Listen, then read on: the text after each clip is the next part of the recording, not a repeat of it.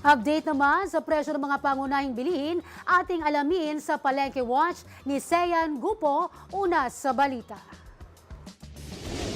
Bahagyang gumalaw ang presyo ng ilang gulay at prime cuts ng ilang karne sa farmers market ngayong araw. Kapansin-pansin ang paggalaw ng presyo ng siling pangsigang, Baguio beans at sibuyas habang pinangangambahan naman ng mga vendor at mga mamimili ang posibleng pagtaas ng presyo ng karneng baka at baboy sa nalalapit na holiday seasons.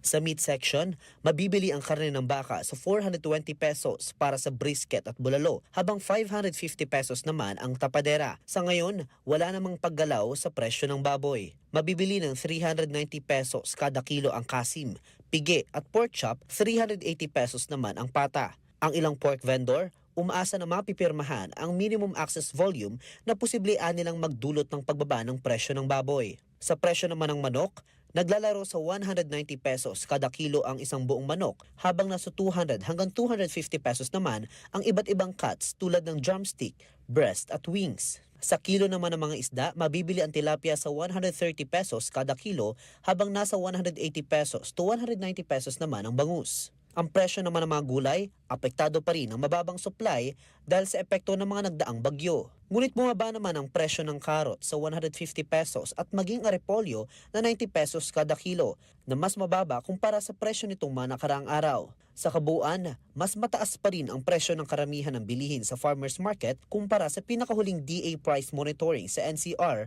lalo na sa mga prime cuts ng baka at baboy, ilang seafood, gulay at prutas. May ilang produkto naman tulad ng chicken cuts, bangus, tilapia, carrots, patatas, cauliflower at repolyo na mas mababa o halos katulad ng DA suggested prices, kaya nananatiling may abot kayang pagpipilian para sa mga mamimili.